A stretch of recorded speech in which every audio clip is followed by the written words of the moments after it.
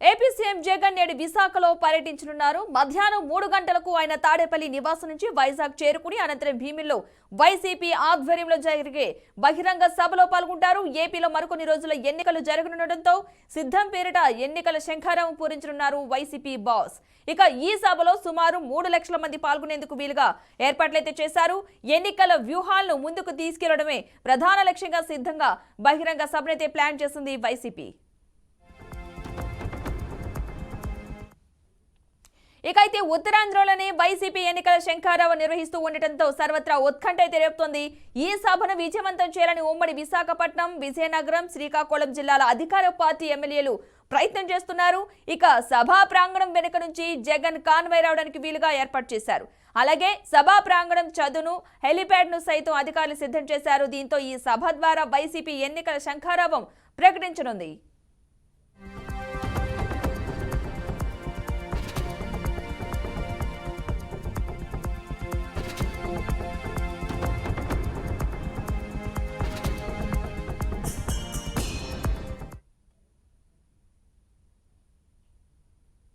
ఇక మొత్తంగా విశాఖలో ఈ రోజు ఏపీ సీఎం జగన్ పర్యటించనున్నారు. మధ్యాహ్నం 3 గంటలకు ఆయన తాడేపల్లి నివాసం నుంచి వైజాగ్ చేరుకునే అవకాశం ఉన్నట్టుగా తెలుస్తోంది. అనంతరం భీముల్లో వైసీపీ ఆధ్వర్యంలో జరిగే బహిరంగ సభలో పాల్గొన్నట్టుగా తెలుస్తోంది. ఇదే అంశానికి సంబంధించిన పూర్తి సమాచారాన్ని మా ప్రతినిధి దుర్గా ప్రసాద్ అందిస్తారు లైవ్ లో.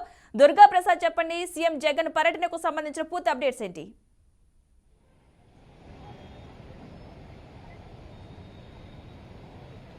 ముఖ్యమంత్రి జగన్మోహన్ రెడ్డి 2 గంటలకు తాడేపల్లి నుండి బయలుదేరి 3 గంటలకు విశాఖ విమానాశ్రయానికి చేరుకుంటారు. అక్కడి నుంచి ప్రత్యేక హెలికాప్టర్లోని భీమిలి నియోజకవర్గం సంగివలస వద్ద అనిట్స్ కాలేజ్ పక్కన హెలిప్యాడ్ ఏర్పాటు చేశారు. అక్కడికి దిగడం జరుగుతుంది. అక్కడి నుంచి 3:30 సమయానికి సభాస్థలికి చేరుకుంటారు. ఎన్నికలకు సిద్ధమైన నేపథ్యంలోని సిద్ధం అనే నామకరణంతో భారీ బహిరంగ సభను ఏర్పాటు చేస్తున్నారు. ఈ సభలో దాదాపుగా 2 నుంచి 3 లక్షల వరకు కూడా జనాభా వస్తారని చెప్పి అంచనా వేయడం జరిగింది. ఇదే విధంగా దాదాపు రాష్ట్ర వ్యాప్తంగా కూడా 4 సభలు ఏర్పాటు చేసేందుకు ప్రణాళికలు సిద్ధం చేస్తున్నారు. అంటే ప్రాంతాల వారీగా ఒక సభలను ఏర్పాటు చేస్తున్నారు. ఈ సభల నుంచే ప్రతి ఒక్కరికి, అంటే ఎవరైతే కార్యకర్తలు, అభిమానులు, అలాగే గృహసారథులు ఉన్నారో వీళ్ళందరికీ కూడా మార్గనిర్దేశం చేసేందుకు సిద్ధమయ్యారు. ముఖ్యంగా ఎన్నికల్లో అనుసరించాల్సిన వ్యూహాలు, అలాగే ప్రజల వద్దకు తీసుకెళ్లి ప్రభుత్వ సంక్షేమ పథకాల గురించి వివరించేందుకు వీళ్ళందరికీ కూడా ఈ యొక్క సభావేదిక వద్ద ముఖ్యమంత్రి నేరుగా కూడా వాళ్ళందరికీ చెప్పడం జరుగుతుంది. దీంతో ఎన్నికల శంఖారావం పూరించినట్టుగా అవుతుంది. ఎందుకంటే ఎన్నికల శంఖారావంతో ఇంకా ఎన్నికల మూడులోకి పూర్తిగా కూడా ఇటు అన్ని పార్టీలు కూడా పూర్తిగా వెళ్లిపోతున్నాయి. అలాగే రాష్ట్ర ప్రభుత్వం నుంచి కూడా వైసీపీ కూడా ఈ యొక్క ఎన్నికల శంఖారావాన్ని మోగించబోతుంది. ఈ రోజు నుంచి జరగబోయే కార్యక్రమం ద్వారాగా మీకు ఎవరైతే కార్యకర్తలు, గృహసారథులు ఉన్నారో వాళ్ళలో ఏమైనా అనుమానాలు ఉంటే మాత్రం పూర్తిగా నివృత్తి అయ్యే విధంగా ముఖ్యమంత్రి ప్లాన్ చేయడం జరిగింది. ఎందుకంటే ఇప్పటికే ప్రతిపక్ష పార్టీలన్నీ కూడా ప్రభుత్వానికి వ్యతిరేకంగా ప్రజల వద్దకు వెళ్లి వాళ్ళు ఒక రకమైనటువంటి మూడ్ క్రియేట్ చేయడం జరిగింది. ఇప్పుడు అవన్నీ కూడా తొలగించే ప్రయత్నం ఇప్పుడు ముఖ్యమంత్రి చేయబోతున్నారు. ఎందుకంటే ఇప్పటివరకు కూడా గడిచిన 5 ఏళ్లలోని సంక్షేమ పథకాలు ఏ విధంగా అందాయి, అసలు అందకపోతే ఎందుకు అందలేదు, ఇవన్నీ కూడా పూర్తిగా వివరించాలని చెప్పేసి ఇప్పటికే కార్యకర్తలకి, గృహసారథులు కూడా పూర్తిగా వివరించబోతున్నారు. ఈ కార్యక్రమంతో మొత్తం పూర్తిగా ప్రజలందరికీ కూడా ఒక అవగాహన రావాలి. అలాగే రాష్ట్ర ప్రభుత్వం కూడా వాళ్ళకి నిజంగా సంక్షేమ పథకాలు అందిస్తే మాత్రం దానికి తగ్గట్టుగానే ఓటు వేసి గెలిపించాలని చెప్పేసి అభ్యర్థించబోతున్నారు. అంటే మొత్తంగా ఈ సభకు సంబంధించి ఏ విధమైన ఏర్పాట్లు ఉన్నాయి, సభా ప్రాంగణం వద్ద పరిస్థితి అయితే ఏ విధంగా ఉంది, ఎంతమంది జనాన్ని ఎక్స్పెక్ట్ చేస్తున్నారు అక్కడ?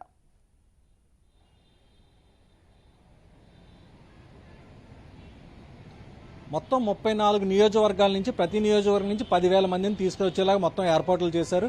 ఆ సభాస్థలి మొత్తం 15 ఎకరాల్లో ఏర్పాటు చేయడం జరిగింది. అక్కడ దాదాపుగా 3 లక్షల మంది పట్టే విధంగా ఏర్పాట్లు చేయడం జరిగింది.